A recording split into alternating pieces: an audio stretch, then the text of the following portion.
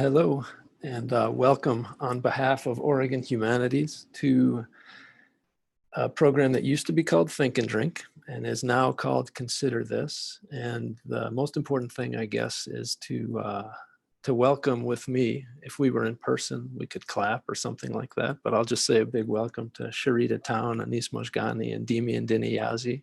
Great to see you. This is an ongoing program, an onstage and online conversation series. We've been thinking about making democracy for several months now, what it takes to make and remake this thing that we think about as the way we organize ourselves together. And tonight's theme is art in a time of politics. And we didn't know when we were scheduling this particular program that it would literally be art in a time of politics and that it would be competing with the first presidential debate. But I think it only raises the stakes under the question for us, the question of how art is political and how formal politics intersects with what we think of as the artistic world. And just before jumping in, I want to give everyone who's watching and listening just a sense of the lay of the land here tonight, and also thank a couple organizations that have helped make this possible. So what we're going to do is for about an hour, the four of us will talk, and I hope I'll talk the least. This is the longest I hope to talk. And then once we formally break, there's an opportunity for everyone who's been watching and listening to jump in and participate in breakout group conversations that will be facilitated by my colleague at Oregon Humanities, Roselle Medina. And that takes going in through a separate Zoom link, which we put up before and we'll put up again towards the end and remind you about. And we have about 30 or 40 minutes to talk through what you're thinking about, usually in small groups of 4. And the hope is to get everybody thinking about, again, how art and politics go together or don't. And we're, I think, really lucky to have these 3 folks here to talk about it, all of whom I want to say not only live art, but also come at art in creative ways and in lots of different forms. I think that's part of what should be really helpful in thinking about this. I do want to say a quick thanks to the National Endowment for the Humanities, the Oregon Cultural Trust, Stoll Reeves, Tonkin Torp, the Kinsman Foundation, the Andrew W. Mellon Foundation, and Pulitzer Prizes, all of whom help make this program and others like it possible. I think what I'd like to do is not do extensive introductions, but instead to let your talk about your work speak for who you are. And even though we're talking about art and politics, I'm hoping we can start by leaving politics at least explicitly out. And I want to ask as an introductory opening question, like when you first realized you cared about making art. And I wonder, Sharita, since you're nodding at least a little bit, I wonder if we could start with you and then maybe go to Demian and then Anis, and that's the punishment for nodding. I'm sorry. But when did you first realize that you cared about making art? I guess 2 moments stick out. My uncle Tony, Anthony Towne, who lives in Eugene, he's a carver. He carves bone and he carves walnuts. He's particularly interested in a traditional Japanese form of netsuke carving. And I remember being a kid at my grandma's house and him coming in one day, you know, and the fire is warm and it's really cozy, and he just extended his hand and he had a carved walnut with like somebody kind of meditating, and they had like a vision. I don't know how he did this on a walnut, but basically he was able to show somebody in deep reflection on the face of a walnut, like, and serene calm, like in the forehead of the walnut. So I think, you know, I cared about art. I realized that I cared about it then, that I was like, my Uncle Tony is I feel most akin to him. He's the like deepest, most reflective person, I think, in the family. And so I think as a really small child, I knew, and also just in high school, getting really angry and started organizing at 16, 17 when they wanted to cut the arts program at Highlands High School in North Highlands, California, in Sacramento, where I went to high school. So yeah, I think then too, when I realized how much art did for me there and other, you know, young people at the school, that was when I really realized that this was something I wanted to spend my life doing. Thank you. So one, it sounds like, was about your uncle, and the other was a sense of what art can do, but also some anger. That's interesting that to think about that. And Demian, when did you first sort of realize that you cared about making art? Um, I I mean, I would have to say maybe it was through um storytelling. Like my mother would tell, we would, you know, take trips like to and from the reservation to visit my grandparents who live in Chinle, Arizona, which is where we're from. And you know, she would just tell a lot of stories about like who we are, where we come from, but also like mix in creation stories and like stories about like Coyote. Um, and I don't know if she was just making up some of this shit, but like she would talk about like how it's like the mountains or like a hill would be formed from like a spider, or like a giant spider was underneath it or something like that, you know.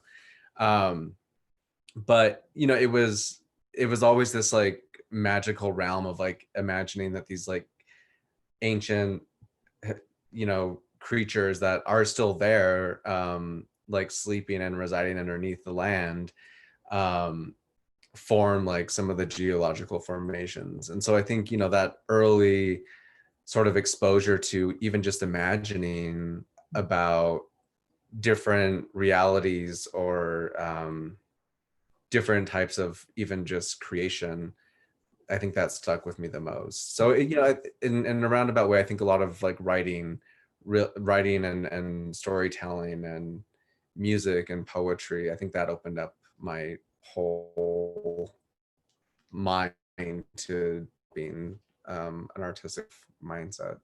Great. Thank you. Anis, what are you thinking? You know, a couple things come to mind. Like, I mean, I feel when I was young, I always had a relationship to art and exploring aspects of my imagination. You know, as I think like a fair amount of us, you know, growing up, like that's, I think we have a tendency and a want and a leaning towards just making and being creative. And you know, the aspects of the world that surrounds us starts, you know, with some of us kind of chipping away at whether or not we have the freedom, the permission, to continue exploring that imagination. And so, you know, definitely, I think as a child, drawing and stories were always there. But that element, I think, about like caring about it, like being like really cognizant of my relationship to like what does this mean to me. I don't feel like really solidified until I'd gone away to art school, and even though I was there, I still didn't really like think of myself as an artist. And you know, there was definitely like two very specific like things I think that really had me reassessing certain elements of that. And one was like early on in school, a film with Jeffrey Wright about the painter Basquiat came out, and there was something about seeing this story about what it means to be an artist, what the relationship of an artist to themselves is. That I think, even though I had connected with artists and their work before, I don't think I'd been privy to sort of like the idea of like what is happening inside of a person as they're creating. And that just kind of like changed everything in me in regards to like what my own relationship to my work was. And then also around that same time, a poet had come through Savannah, Georgia, where I was living, and this poet Jeffrey McDaniel, and he was the first like spoken word, first performance poet that like did it professionally, you know, like that I saw in person. And seeing that, and I think like seeing what he was doing on stage, but also seeing as an audience member, seeing that relationship between an artist and the audience really kind of like shook me. And because I think for me, like that's a big part of it. Like, what's that conversation between the artist and the audience that's going on? And that was like the first time I think that I became that much more cognizant of what that means. And so that was definitely a moment that started caring about art in a very different manner than before. So it's interesting thinking about in all three answers some of the words that pop through, and even just what you just said, Anis, relationship. That, and Sharita, when you first started, that your relationship to your uncle, or Demian, the relationship in the car, hearing the stories, not only to family telling the stories, but thinking back, like to your people. And then the word imagination came up a few times, and I was thinking about, while all three of you were talking about whether imagination is a word that shows up in our politics. So I do want to push us a little bit now from your sense of yourselves doing artistic work towards the question of how much artistic is or isn't political. And maybe we can approach it through this idea of imagination. Like if I were going to caricature both art and politics, and I'm going to right now, art, good place for the imagination, for openness and expansiveness. Politics, place where things get narrower. Resources are scarce and we got to make choices. So I guess let me just throw that caricature out to you and see how you respond. I guess I'm asking about imagination in art space and in the political space. And Demian, this time you're smiling, so I'm going to go to you first. All right, I'll try to. I wanted to say conquer, but that's, I don't want to use that word. I'll try to answer that question. Well, when you first brought that up, my mind immediately within like a political sort of framework, or thinking about the debate or settler colonialism or everything that's going on right now, I start to think about like the ways in which imagination has played an important role in settler colonial conquest. And I feel like it has ties that obviously are influenced by, like, you cannot dispute like the overwhelming impact that Western art, and particularly religious art, has had on settler colonialism. And so I'm going off like way off topic. I don't, maybe I am on topic here, but like I feel like it within a political sort of like mindset, and within my own artistic practice, I try to challenge the way, or help the viewer understand, or the audience and participant understand the ways that our imagination and our sort of like complacency and even indoctrination into a system has ties to one second. Hey, I'm in the meeting of a conversation now. Can you come back later? Yeah. I'll see you later. I'm so sorry, my nephew. I wish we could have said hello to your nephew. I just got home from driving from Moab, and this is the first time I've seen them since the pandemic. Oh, but thank you for making time.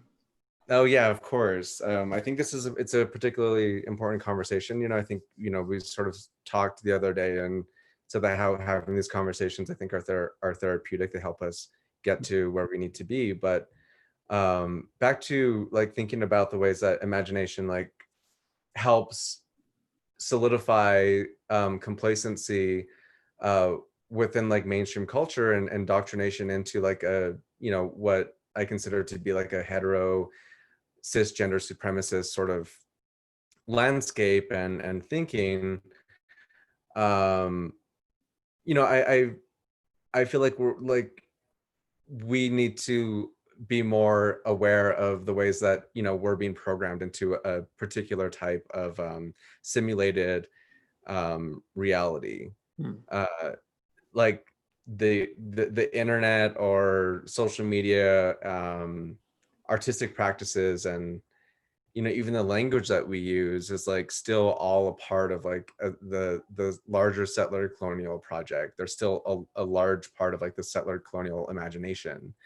And so a lot of the ways that I feel like we can actually break out of that is to imagine other futures, and actively work to build those futures. And so, yeah, I think that's sort of where we're headed, but we're hitting like this like really fucked up, racist, stubborn wall that is trying to make this like ridiculous narrative of colonialism and genocide great again, while at the same time they're telling us that we need to get over the fact that we lost this war, and we've been conquered and we've been colonized, and we need to get over the fact that indigenous people or indigenous perspective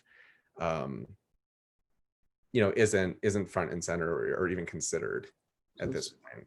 Yeah, thank you. Interesting thinking about, you talked at the beginning about challenge and narrative. And I wonder, Sharita, do you feel like you're doing work that's explicitly about challenging narrative?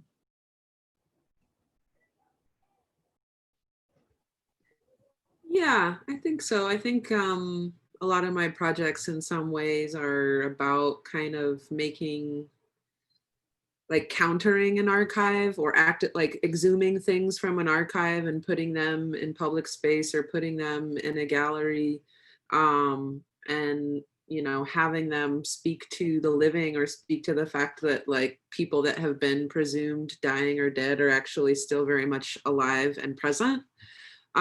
So I think that there's a certain amount of countering narratives that happen there. And I also think that, there's, in thinking about imagination,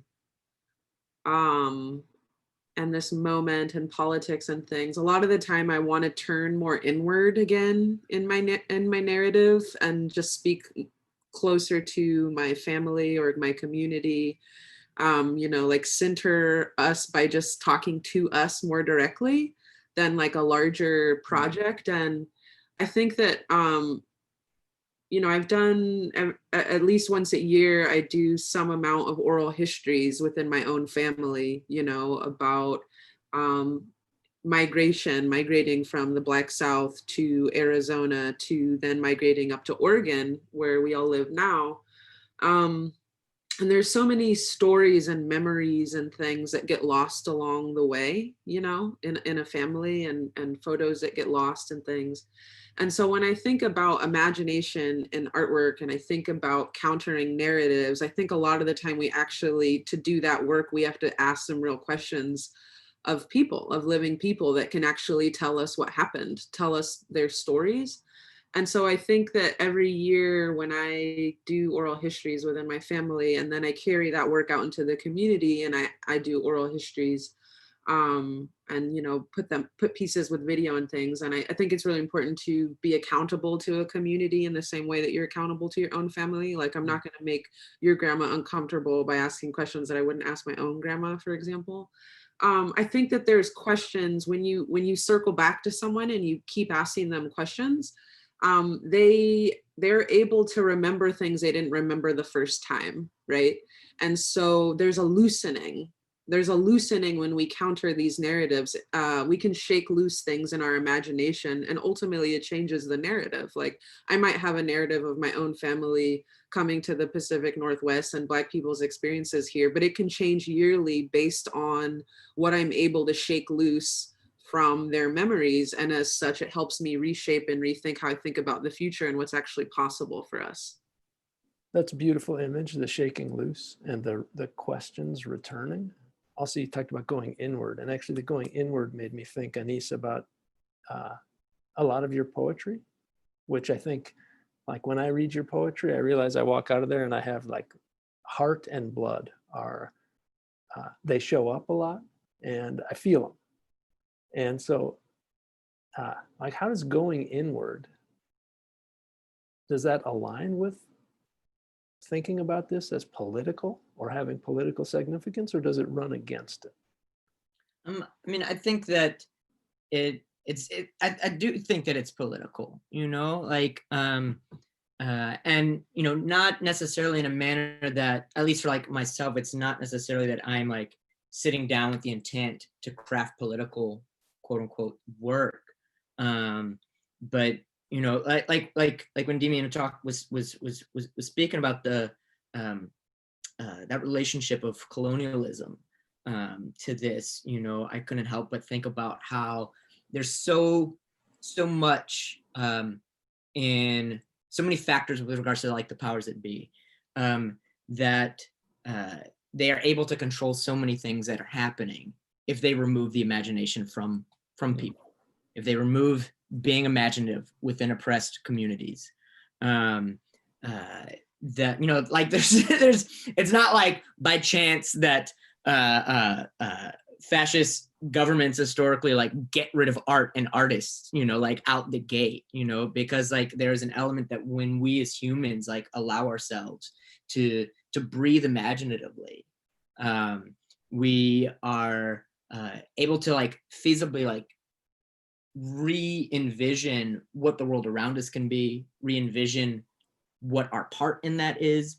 And so, like when I'm writing work, it's very important for me to go inward, so to speak. Like I just learn more about myself, and I learn more about like what are the things that I love, and what are the things that upset me, what are the things that anger me, what are the things that solace me. Like I might have that information at the forefront of my thoughts, but there's also a larger sea of those thoughts and feelings and emotions, below my cognizant thought. And it's only by, deciding to kind of like go exploring into the dark of myself that I'm able to sort of like stumble upon the things that are important, and bring those back into the light. And, like, I think that there's still many of us that unfortunately don't have, as I mentioned before, either don't have the permission, don't have like the belief in self, don't have the time, like everything around us is structured to, not let us try to answer the question, what does it mean for us to be human, So I do think that there is a very strong relationship between the imagination and the political. Mm-hmm. What does it mean for us to be human is a good big question, and it's not one that Chris Wallace is going to ask either of the two people up on the stage tonight, probably. And in a way, the rewards are precisely for them not to be human, I think, in the way you mean it. It's just interesting to think about what performance looks like politically and what it looks like in the artistic realm. And it feels to me like all three of you in different ways kind of push on, even on what art is generally understood to be. And Sharita, as I've been learning more about the kind of artistic work you do, I keep running into words like ecology and organizing. And it's made me wonder about, and I think it's true for all three of you, but maybe most clearly, Sharita, for you, and want to ask, like, how much are other people a part of the art you're making?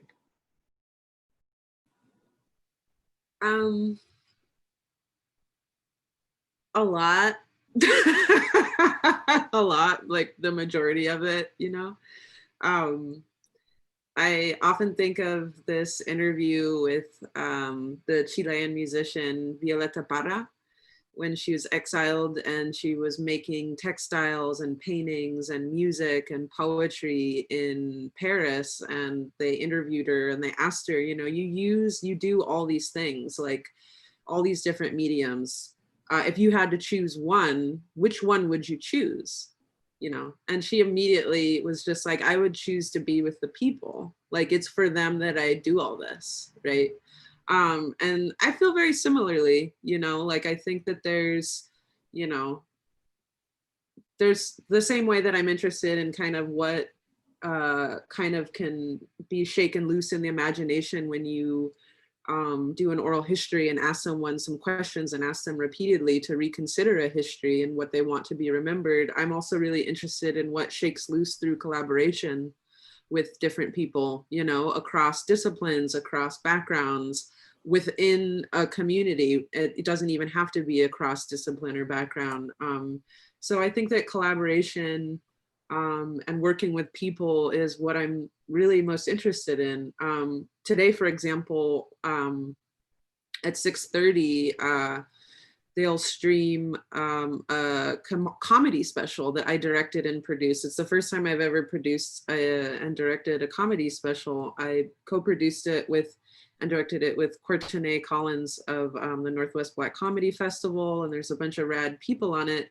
And, you know, I made sure that like all of the camera people and the editors are Black identifying. And so I thought of it more as like an ensemble, you know, like a movement for Black lives. What isn't just, or Black laughs wasn't just, you know, it was talking about the political movements and the role that comedy has across time and space in consciousness, especially Black comedians, but also a musical movement. And so I considered that whole ensemble of people as a production crew, you know, part of that kind of collaboration, and really wanted to take in their opinions and their views and really frame every piece of it. So yeah, it's really just like, it's really difficult for me to work in a silo individual sense. Even when I'm digging through archives and appropriating footage, I think of that I'm collaborating with ancestors and collaborating with people, you know, across time and space that have made it so that I can be a part of a certain continuity. So yeah. Yeah. So going to Demian, I guess two things. One, I want to invite you not to wait for me to ask a question. If you hear each other say something, just jump in and put it on me to try to interrupt if I feel like we should go somewhere else. Okay. So no need to wait for me. Second, Sharita, you talked about collaborating with people.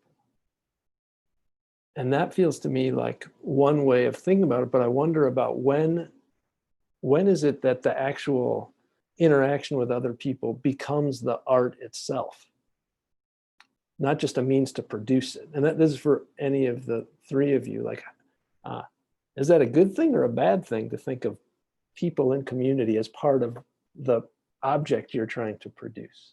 I think it depends on the positionality of the artist. Huh. Sometimes it's a terrible idea, I think. I hope that it's not when I do it, but I've seen other examples of social practice, which even doing air quotes around social practice is probably bad. I'm just like, why are you there, you know? So I hesitate to say that like thinking of people or people's interactions are the artwork, because I think that there's some real tricky questions around consent in contemporary art in those means, and what people's cultural production and their lives are actually lending to and building social or actual capital for other artists, right? So yeah, there's some politics there to think through as well. Okay, Demian, you definitely looked like you were going to get in there. Well, yeah, I mean, I made this meme on my Instagram a few months ago that was like, who will make my art for me?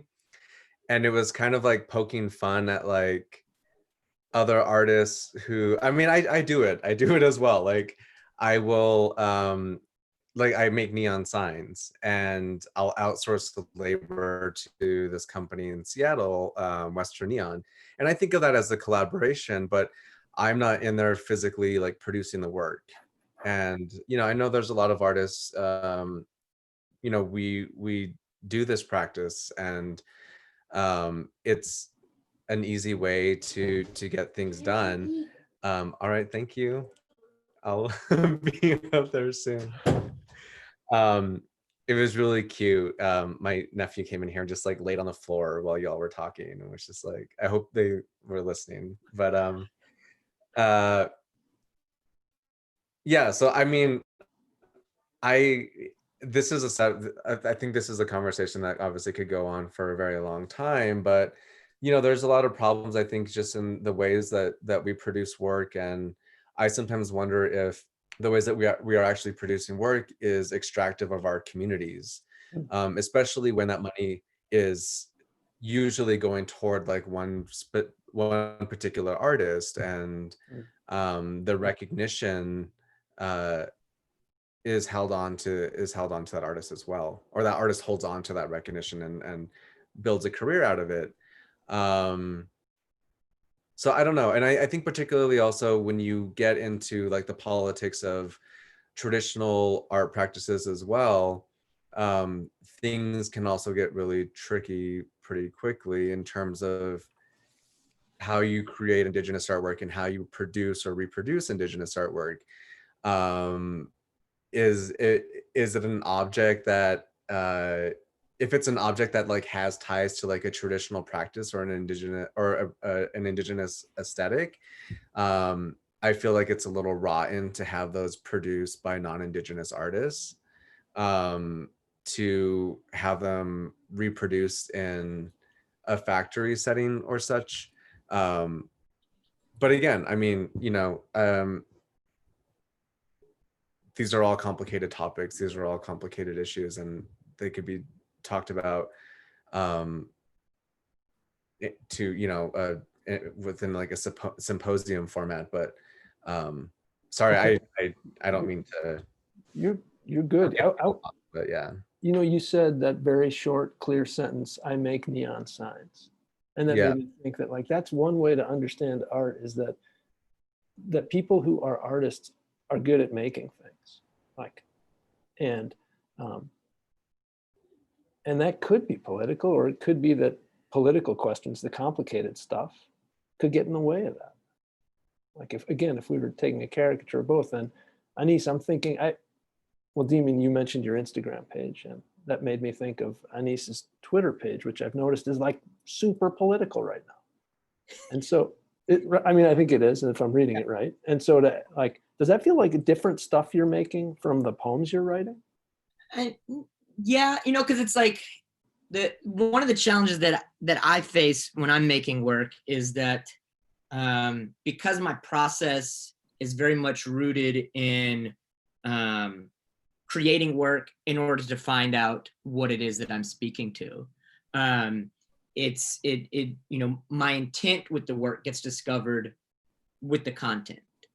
And so there's very often like things that I'm surrounded by that I want to speak to.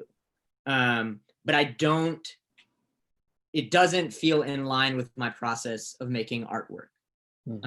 And so there's very often these ways in which that, you know, it's like, I want to be able to write poems that speak very specifically to the things that are surrounding me, particularly right now. But I don't always know that I have the tools to do that. But, you know, I can definitely like jump onto Twitter and funnel my anger towards our mayor right now, you know, to the Portland police. Like, so, you know, and it's like, it allows me to be able to find the ways to let my anger and the things that I'm passionate about have space to speak, even if I'm not able to, if they're not yet at a place where I'm able to say like, use a poem or painting or whatever to like speak through, you know? And, you know, I think that, and there's also, I don't know, I think a lot about how different mediums are, you know, easier for different things.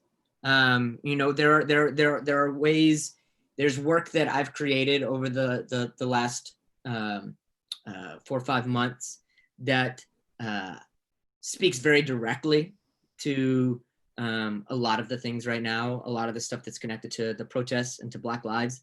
And some of those things, like I feel like with words, I'm able to find the way to give it to an audience more successfully versus like things that deal with imagery. You know, I haven't yet found the way to take work that I'm making that definitely like channels my pain and my suffering from like bearing witness to what's happening around me. But haven't yet figured out how to then take that and make it something that is able to be offered up to an audience to engage them in that conversation. So that's super interesting. That it feels like some sort of process of internalization or refine. Something has to happen before you can express some of that stuff in the artistic form itself. Yeah, and it's like, with regards to the thoughts that we were just sharing, with that aspect of the audience and the collaboration, like I think that to echo some of the thoughts that were voiced, like it does become sort of, I think, sometimes a tricky thing, that like, I have no interest in taking work that allows me to process the pain that I feel as a Black multiracial American, and taking that and offering it up to non-Black audiences at the risk of harming other Black people, and so it's like it becomes, I think, sometimes sort of like a tricky thing, like what is the relationship that I'm asking the audience to engage with, because there's aspects that I just have no control over, and like there's aspects of that I love, that's what I love about stepping onto a stage, that like depending on what the audience is, I have no idea what's going to happen, and that's the thing that I think is beautiful, that like something becomes completely new based on the 2 people, 5 people, 200, 800 people in the room. Like it becomes this forming collaboration in the moment. Mm-hmm. But there's also some things I'm like, oh, there's some things that I make like they don't need to exist in somebody else's hands to sort of do whatever they want with it. Sharita, were you going to jump in right there? No? Even if invited? No, I wasn't. I was actually doing a kind of, even though I don't identify as a millennial, I was doing a kind of millennial thing where I was like looking at some of Anis's like poems and some things while he was talking. So I'm sorry about that. That's good. It actually put the word that stuck out to me in what Anis and what you said was control. And so like, that's it, right? You're putting an offering out there, even when you're making a comment, and who knows what's going on in people's minds. They're like, I want to learn more about what this guy, what kind of work this guy does. Or, but it makes me, I guess what I keep wanting, now I want to push really explicitly towards the political, and maybe I can do it in a crude way. Like if you were talking to a millennial or to a grandparent about how they were going to spend tonight at 6 p.m., like, what's more important? Go listen to these 2 presidential candidates debate, or join with other community members in talking about the relationship between art and politics, or go to the thing at 6:30 that Sharita's organizing. Like, how do you try to make claims on whether art is more important than politics or the other way around? Again, it's an oversimplified question, but that's what I want to throw your way. Well, I don't know. I mean, like, I'm always going to think art is more important. I'm like, in a very like specific denotative manner, like, of course I feel like art is more important. Why? Just because like art is the thing that allows us to find the language of what it means to be us, of what it means to be a society, of what it means to be a culture, of like, how do we identify with ourselves? How do we communicate that to another? How do we absorb information from another person? And, I recognize that like for somebody else, the thing that allows them to do all that might be something that's very much not art, but for me as a person that like, that's what I use art for. And that's like how I've learned of other people, is because of art. And so for me, like, art will always be more important for me, but I also do, like, again, like rooted in this conversation, I don't know that I like draw very definitive lines between art and the political. I think within the society that we have, that I don't know, that doesn't build like proper space or funding for artists, that within institutions that are predominantly given with predominantly positions that are given to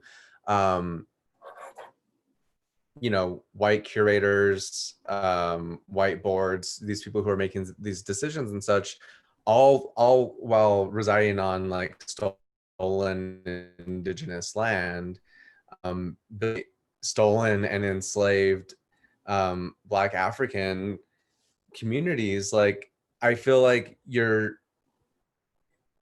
you know, you're always going to have to imagine how art and politics are separated. I think they are generally the same thing.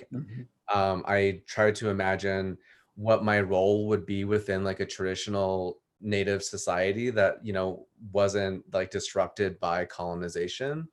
um I you know, unfortunately, like we'll never be able to understand that, but I also understand that, you know, within the way that art functions even within indigenous societies and such, um you know, it's become like a tool for survival. It's become like a way for us to like sell our identity and sell our culture off, um all for a means of survival. um so I feel like, you know, at some point, like, you know, we need to like be demanding that a lot of these spaces, institutional spaces, and even conversations about artwork be given up to Black, Indigenous, Brown communities of color, um to determine like how how how we choose to like function and go forward. Because I don't think that there should be a such a crude distinction between choosing between, you know, how we're going to live the next 4 years, and, you know, how we're going to have a conversation and like love our community. Like I feel like those two things are like so separate right now, and they're up for debate, and it's just a really fucked up thing to be thinking about. Like um and anyway, yeah, it's I but yeah, to echo what was just said, like art at this point will like always take priority. And I don't know if that's because like art for me is like so tied to like my own survival mechanisms and way of just like being okay with myself.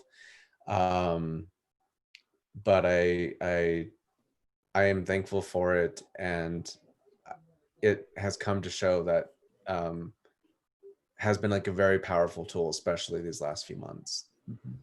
Sharita, what are you thinking about, in a way, I guess I'm especially wondering about this idea that Demian just said very powerfully, that art and politics could be the same thing. Yeah, I mean, I just think so many things at once. It's so hard to kind of pin down my thoughts. I think that I haven't really worked in a way in the past 4 years that those things have been separate. I just haven't, you know. Even when I had this project at the New Space Center for Photography 4 years ago. It's been 4 years. And I actually asked, that was how I came to meet and know Demian, was asking Demian for a coffee to see if they would want to collaborate on it or contribute to it or just be any part of it at all. It was a show called Our City in Stereo. And so it was looking at gentrification, you know, in 3D using stereo photographs, like those kind of, you would look them through a ViewMaster type of a thing. And so even in a exhibition where the expectation is that you just hang photographs, I still wanted the entire experience to be immersed in a history. Like there was a timeline that spread around the beginning of the gallery to the end. Oh, you have a photo of it. Oh, that's fun. That was, you know, it started at 1800 and it had Lewis and Clark's expedition on it. And then it had a map that Demian photoshopped all the state lines out of, and it only had the names of the Pacific Northwest tribes. And then at the end of the timeline, it also had, you know, hypergentrification. So we're able to connect settler colonialism through redlining into the present hypergentrification when we look at these photos. Like it's not just that I like photos and I like the medium and I think that ViewMasters are fun. We have to like question the actual like you know, division of labor and like imperial, like just the leisure imperialism of being able to sit in a Victorian parlor and look at photos of other people, right? And that same mentality is, you know, what we can see in certain art galleries or boutiques in Portland as more and more people come to Portland and want to experience something fun or neat or something. It's the same kind of leisure imperialism. And so I just can't make art that is not both things. Like it doesn't make sense to me. And anytime somebody wants to make art that they say is not political, you know, like I was having a chat the other day with somebody from the Midwest that has these like sweeping photographs of the landscape and all these and I was just kind of like, how can you take these photos and not think of the hundreds and hundreds of thousands of buffalo and bison that were killed by settlers and colonialists that essentially caused the Dust Bowl, you know, because like buffalo and bison's feet have a particular way of tilling the ground in marshes, and so like that genocide, that I don't know, I'm starting to rant now because we're getting in politics. Just like I can't make you think about any art ever without politics. What about reversing it? And I would put this question to all three of you. Like, if it's hard to make art that's not political, why does it seem so easy to make politics that seems to lack art? Like, why? Can you ask that question one more time? I can damn well try. Like, why won't our governor or our presidential candidates or our city council members, why isn't art a part of what they're talking about when they're talking to us about our politics? Because it doesn't serve their purpose, you know? Like, what do you say more? Yeah. You know, I mean, you know, I've been thinking about kind of that, like all day and yesterday, you know, thinking about how, you know, thinking about Governor Brown deputizing Oregon police and sending them to Portland. Like, it's like the easiest thing to a solution, you know, to like squelch violence by making more violence. And it, like, I know it's difficult to think creatively, to think artistically, particularly about things that say like don't involve a paintbrush or a photograph. But like, we find ourselves continuously in these same positions because thinking creatively, thinking imaginatively about the ills that plague our society and culture don't, while they might provide a long-term solution to what's going on, you know, an arrival space for us, it doesn't, you know, and I recognize like I'm generalizing here, but I feel like so many politicians are folks that I just need to maintain the status quo. I just need to make sure that like next year is like the year before and like the year before that, you know? But do you think, and the only way to do that, I think, is by continuously having the exact same answers to questions that they have always provided. It's interesting because everyone that runs for office talks about change. I'm the change. It's like, nothing changes, you know? So I guess I'm wondering, so there are examples. I can think of like Václav Havel, who was a sort of a literary person and poet in high political office, but it's very hard to think. Can any of you think of examples of people in political roles where art is a key part of what they were doing while they were in office?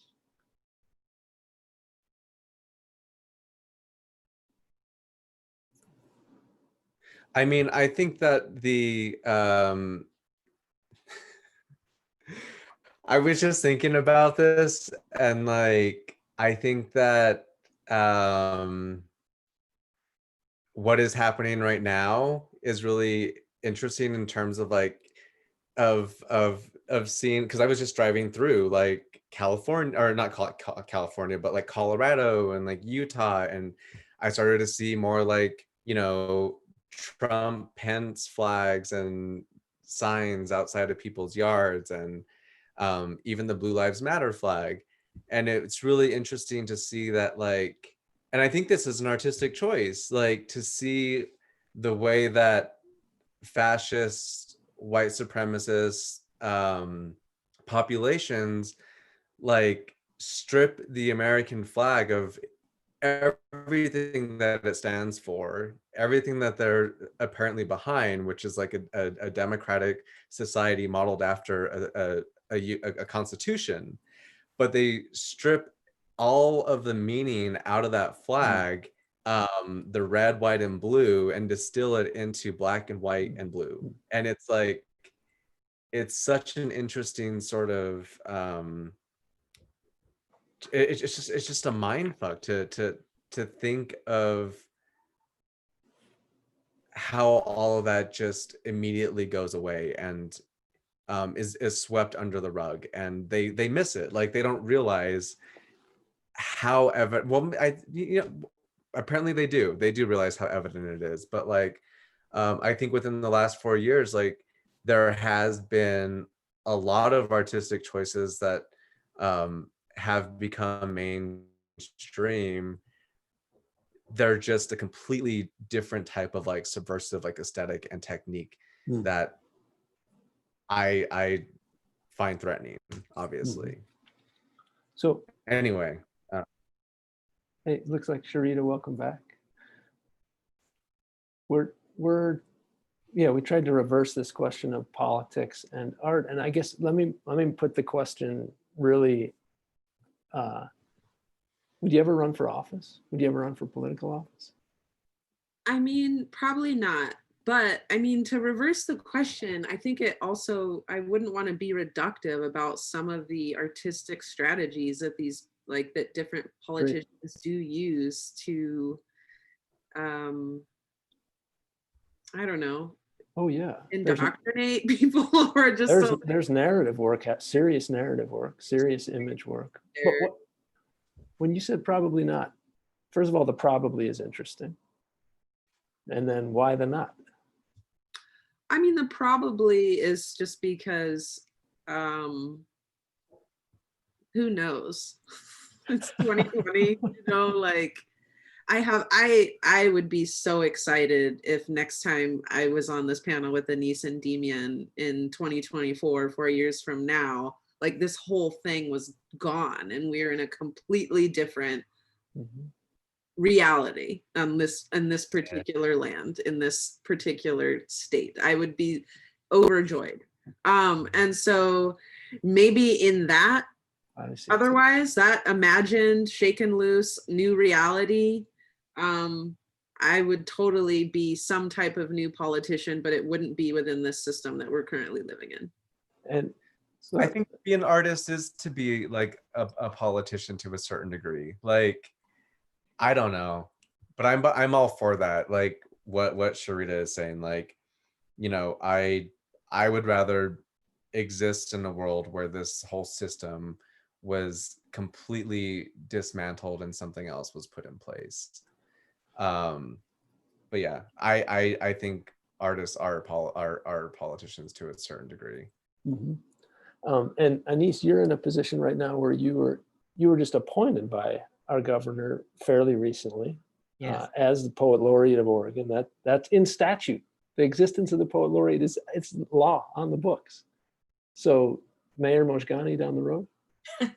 No, like, I mean, I think, like Sharita mentioned, probably not. I think that because one never knows, and there's definitely like this element at times where,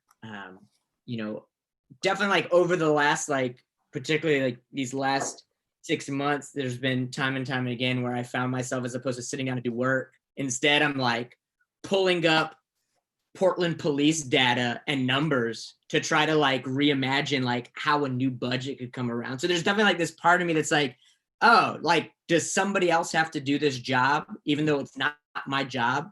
But like, I think like that's what it comes down to. Like that's not the thing that I want to do. It's like, and I recognize like many lives and paths are created based on people having to do things that they don't want to do.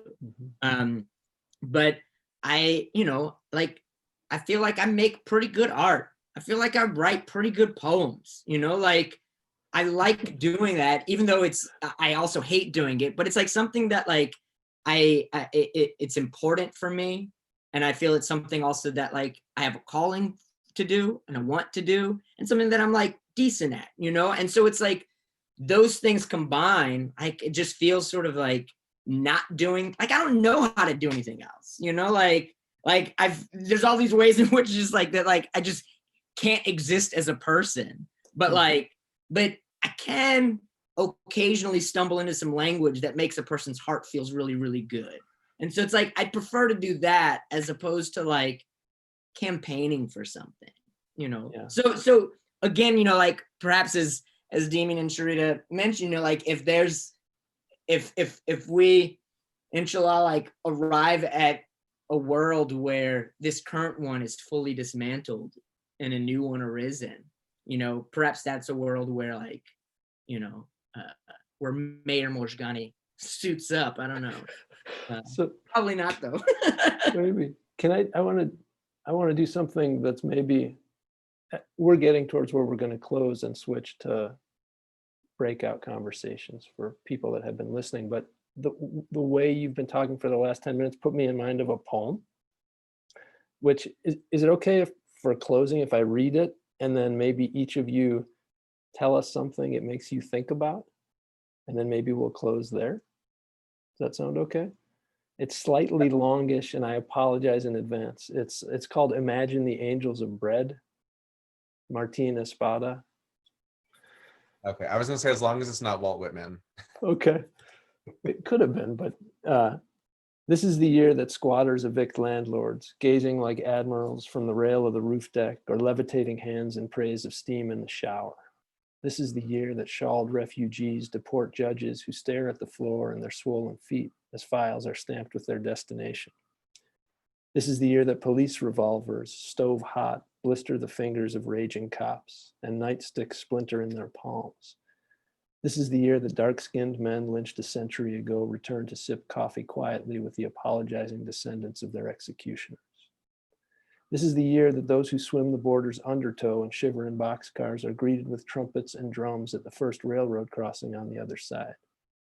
This is the year that the hands pulling tomatoes from the vine uproot the deed to the earth that sprouts the vine. The hands canning tomatoes are named in the will that owns the bedlam of the cannery.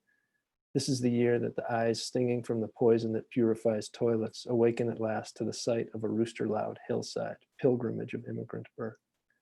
This is the year that cockroaches become extinct, that no doctor finds a roach embedded in the ear of an infant.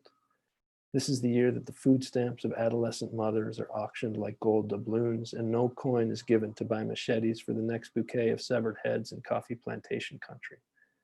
If the abolition of slave manacles began as a vision of hands without manacles, then this is the year.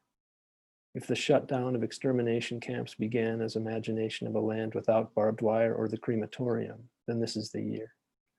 If every rebellion begins with the idea that conquerors on horseback are not many-legged gods, that they too drown if plunged in the river, then this is the year. So may every humiliated mouth, teeth like desecrated headstones, fill with the angels of bread.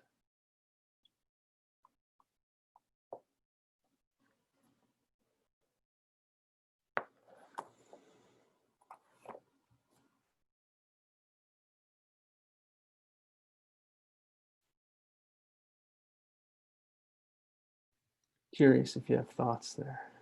Sharita, yeah. I don't. I have a different, shorter poem. Bring it. Answer the poem with a poem. Great. This is a poem that I've read a few times over the past year, and every time I read it aloud, I cry. I'm not gonna cry this time because I've already cried like 5 times this year reading this poem aloud. It's not my poem. It's Okay. very short. It's by Olaf Hauge, a Norwegian poet. It's called "It's the Dream We Carry." It's the dream we carry that something miraculous will happen, that it must happen, that time will open, that the heart will open, that doors will open, that the rock face will open, that the spring will gush, that the dream will open, that one morning we will glide into some little harbor we didn't know was there.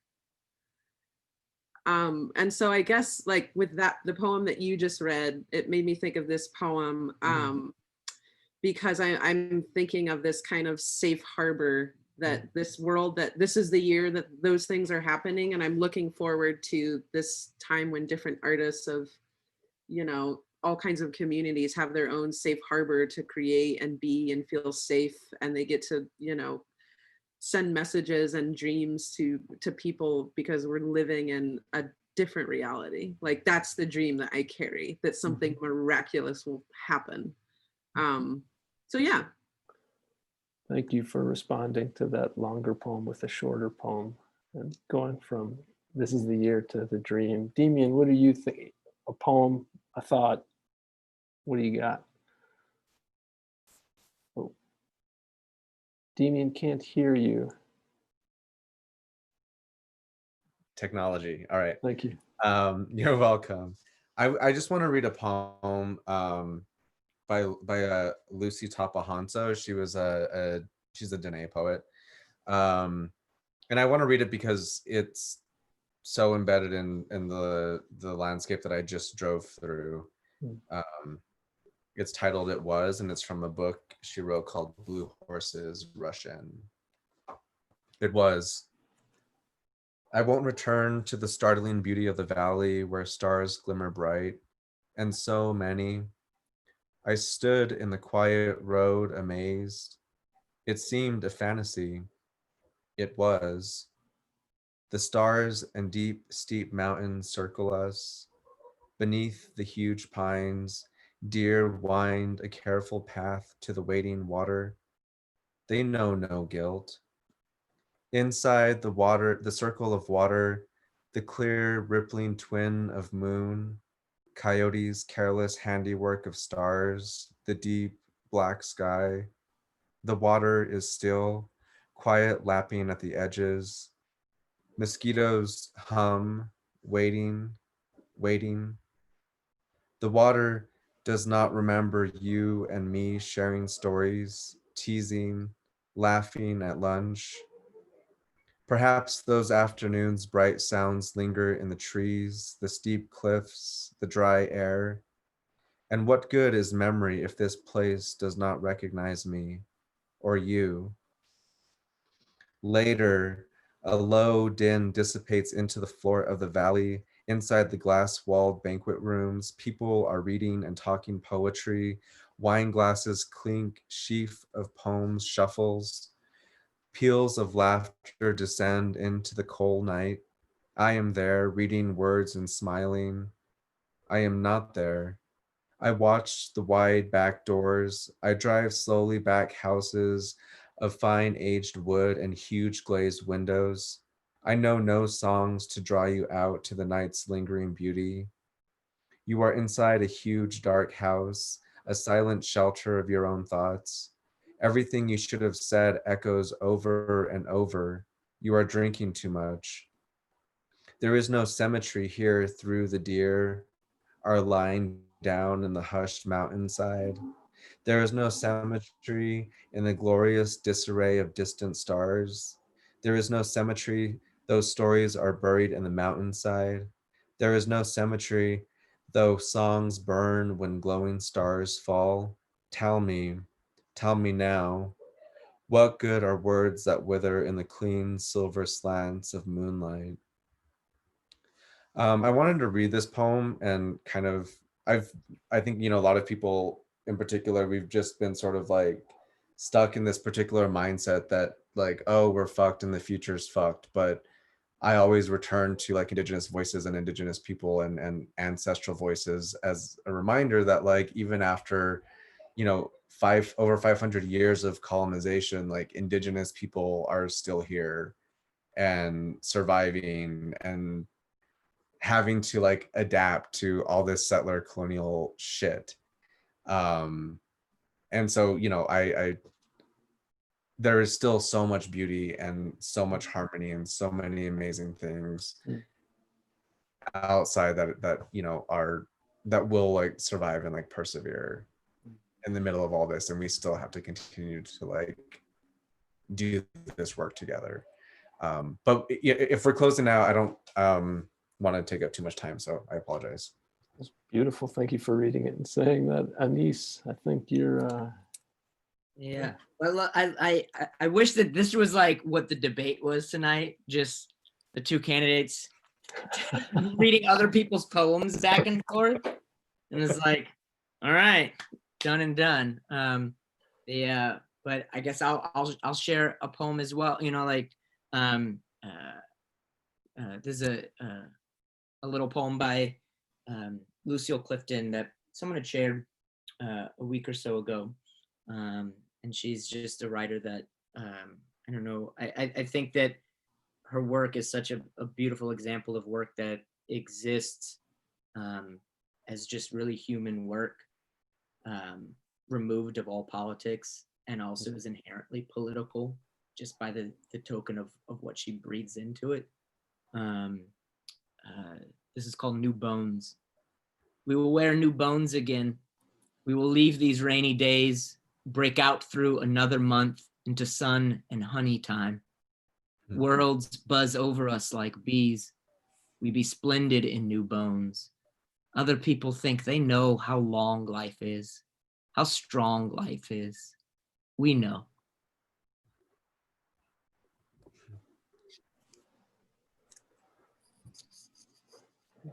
Thank you. Thanks to the three of you for making time for this with lots of things pulling on your time. Other programs, writing, family you haven't seen in a while. I mean, just deeply appreciative of you for making time, and deeply appreciative of the work and what you put into the work. For people that are watching and listening, I hope you get to know all three of these folks' work better going forward. After this, if you want to call in, there is call in or get in on the Zoom call that Roselle's going to lead some discussions, some small group discussions for. We're going to have our next Consider This in about a month, a week before the election, with the New York Times columnist Jamel Bowie. We're going to be talking explicitly about politics, although we'll try to work some art in.